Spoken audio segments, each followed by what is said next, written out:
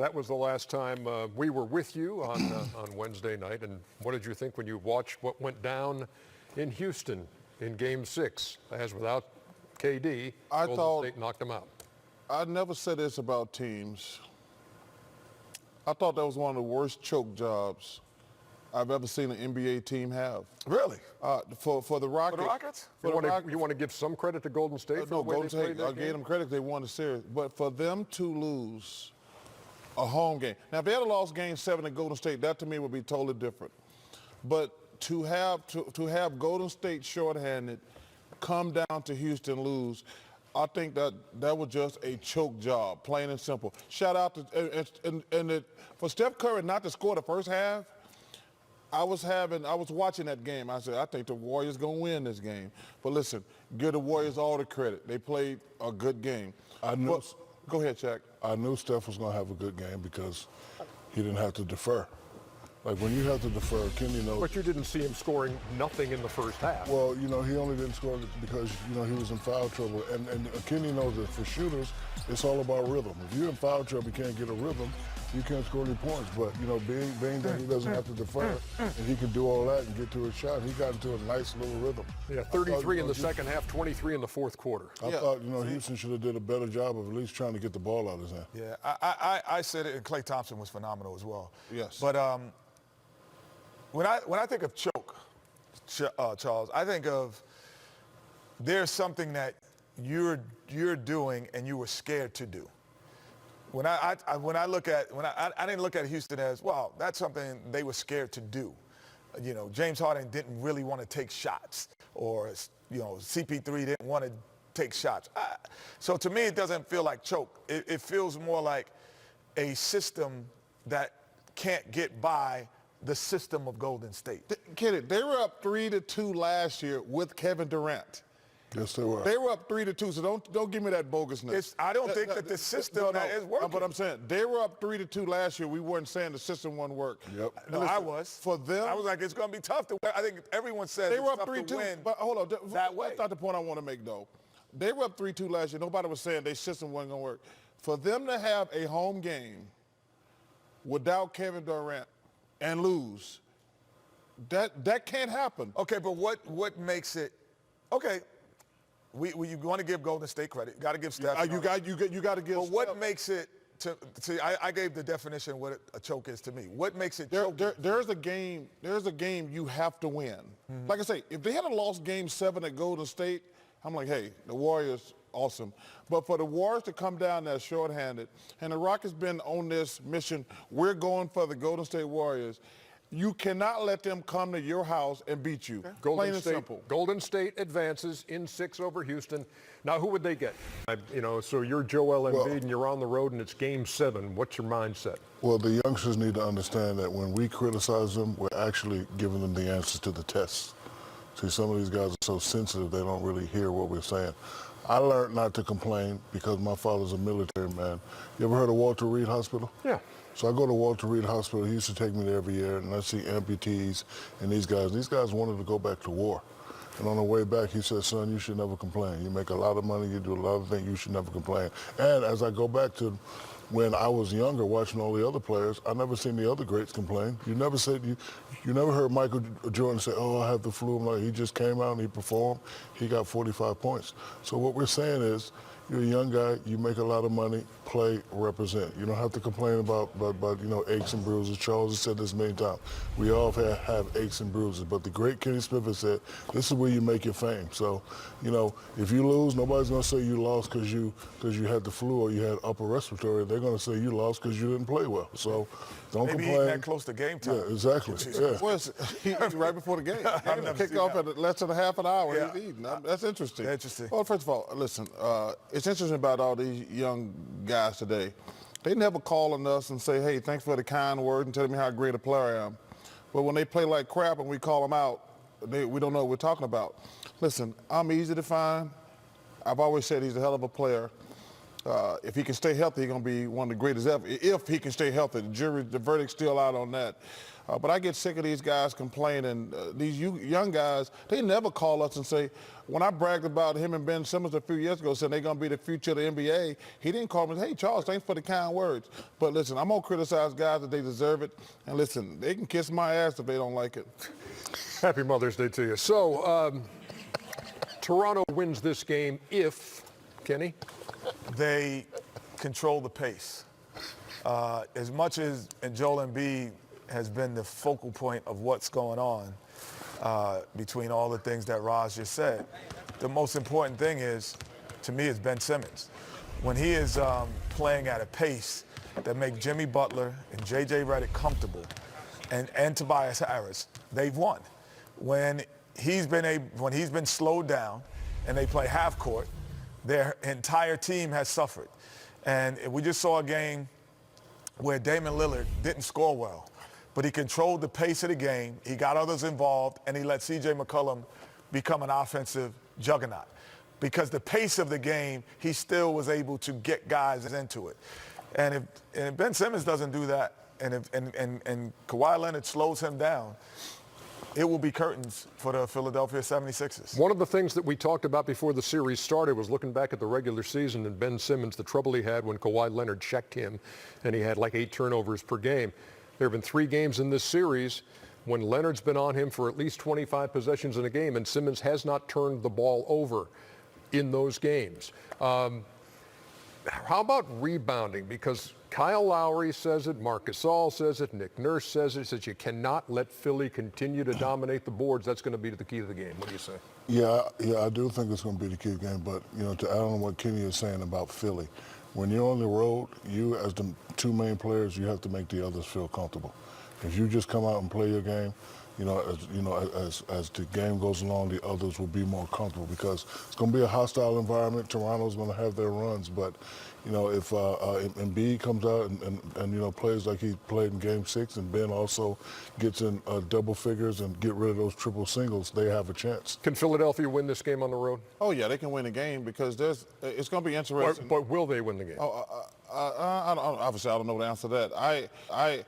If you're going to make me hold my feet to the fire, I'm taking the Raptors. But to me, it's going to come down to the role players for the Raptors. Siakam, Kyle Lowry, Marc Gasol, because I don't think Brett Brown's going to let Kawhi get 35 to 40 points. I wouldn't if I was a coach. I'm going to make those other guys beat me. Kawhi's not going to get 40 and beat us. So you're going to double team him? Yes, I am. I'm going to make those other guys make plays. As for the Philadelphia side, to me it's going to come down to Jimmy Butler and Tobias Harris. That's what they were bought in for. Philadelphia got this far last year with Embiid and Simmons. They bought in Jimmy Butler and Tobias Harris for this Game 7. And on the flip side, this is what Toronto bought Kawhi Leonard in. This is what you bring a superstar in for a Game 7. And there's a big picture scenario on this too for Kawhi Leonard and for the Raptors. Listen, I hope Toronto's my favorite city. I hope he stays there. But I think this is more because if Kawhi Leonard leaves there, I think it'll be the end of basketball in Toronto personally. Well, I would add this. LeBron James has left the Eastern Conference. The Milwaukee Bucks and Giannis has said, we're taking over it. We're going to take it over. These are the other 2 teams who were primed to take it over, along with Boston. Boston has fell off, and these are the teams. So now you have to say, if you can't get there without LeBron being there, you'll never get there. Game 7, Sixers and Raptors coming up at the top of the hour. Yeah, there you go. Thank you, Santino. Thank you, Santino. For cleaning up that one. And remember of course, that. who can forget that with Jesse Ventura? Yeah. On Listen Up. You could have kissed another show. Right. Frank Vogel is the new head coach of the Los Angeles Lakers. Later, we'll ask our man Woj if he considers this sexy. It took the Lakers a month from the firing of Luke Walton, the official hiring of Frank Vogel. If you didn't hear much about him this past season, because he wasn't coaching. Vogel was the 5th and final candidate to be interviewed by the Lakers. And according to Adrian Wojnarowski, he's agreed to come on board for 3 years, a 3-year deal. So the Lakers will be Frank Vogel's 3rd head coaching stop in the NBA. Reached the playoffs 5 times with the Pacers, 2 trips to the conference finals, He had to face LeBron James in Cleveland then. Vogel also spent a couple of seasons with the Magic, won just 54 games during his tenure there. All right, Woj joins us now for some perspective on all this. There are some observers who wouldn't call this the sexiest pick ever, but how did it get done? Once the Lakers lost out on their top two choices, Kenny, Monty Williams and then Ty Lue, they went to a secondary list, and the influence of Kurt Rambis and even Phil Jackson really is felt in this Frank Vogel hiring. They flew him in on Thursday. By Saturday morning, he had an offer to be the Lakers coach with a stipulation that Jason Kidd would be part of his staff. Vogel talked with Jason Kidd, and they'll move forward together to lead this post-Luke Walton era. Well, you mentioned Jason Kidd right there. He comes as part of the deal. It was compulsory. Does that immediately have him looking over his shoulder or down the bench? Because here's another guy who's coached in the league, and if things start slowly, they got a guy standing by to be the new man. Well, that's going to be a challenge for Jason Kidd, and I think he's determined to show that he's going to be a loyal assistant coach. Certainly he has a relationship from his playing days with LeBron James. They were together in Team USA, played together. They were competitors for a very long time. And I know they've talked here in the last couple of days about this possibility. But Jason Kidd's going in to be an assistant coach. And Frank Vogel, who, while he had a difficult run in that rebuild in Orlando, had a very successful run as Indiana's head coach. Certainly very well respected, especially on the defensive end.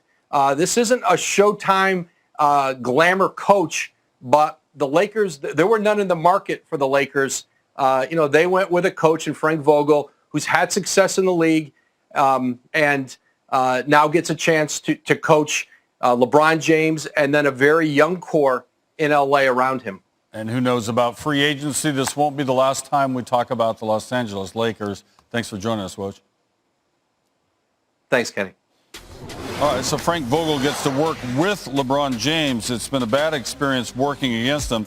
Lost him 30 times as a head coach, including the playoffs. That's the third most by any head coach, with only Doc Rivers, Dwayne Casey having more. Vogel also eliminated from the playoffs 3 times by LeBron, tied for the most by any coach. But now they're on the same club. Joined now by Stephen A. Smith. And Stephen A., I can't wait for this presser. How does Jeannie Buss sell to all of America that Frank Vogel was their top choice all along to run the Lakers show? Well, first of all, she's not going to be able to sell it. That's number one. I mean, Frank Vogel is respected. Make no mistake about it. He coached 10 years in Indiana. 5 of the last 6 years, he made the postseason, including 4 straight years and 2 consecutive trips to the Eastern Conference Finals. The man can coach, but it's not about that. He's not a name with sizzle, and we all get that. But here's the biggest reason she's not going to be able to sell him, because he's not expected to be the coach long-term for the Los Angeles Lakers. There's a reason why, whether it was Monty Williams, whether it was Ty Lue or anybody else, the caveat was that you had to accept Jason Kidd on your squad as a developmental coach. It was incredibly imperative to the Los Angeles Lakers that this took place. So one would ask the question, well, why not just hire Jason Kidd as your head coach? Well, it's very, very simple. He has a relatively uncomfortable past. One involved domestic violence. Obviously, it ended up in a divorce. There was a driving while intoxicated charge that he had to deal with as well. Not to mention the fact that whether it was in Brooklyn or Milwaukee, he gave the impression that he wanted more than just head coaching responsibilities. He wanted to run the show. And so as a result of that, it was a struggle for him to get back into the league in a head coaching spot. They knew they couldn't sell him to the public in Los Angeles. They went the route of Frank Vogel. Why? Because he accepted 3 years at $5 million per year, as opposed to the 3 years, $6 million per year that Ty Lue was offered. So you're saving yourself $3 million there by choosing Frank Vogel, not to mention the fact, if there's even a modicum of success that he does not have, Jason Kidd is in line to be the next head coach. He's already on your bench. Obviously, he can maturate himself to the situation, and that's the coach they wanted all along. Kurt Rambis wanted him as coach. Jeannie Buss and the rest of them staffs, they wanted him as coach. They knew they couldn't sell him to the public, but for right now, Frank Vogel is the safe pick with Jason Kidd on his bench. And you can expect Jason Kidd to be the next head coach for the Los Angeles Lakers within 2 years. Stephen, everything you said tells me that Frank Vogel really wanted this job, right? I mean, no coach respected, as you said, as he is throughout the league, wants to be force-fed an assistant who now also has to be looking over his shoulder because Kidd will likely be the next guy. This is an incredibly difficult spot, I think, for Vogel that Ty Lue didn't want to deal with, evidently.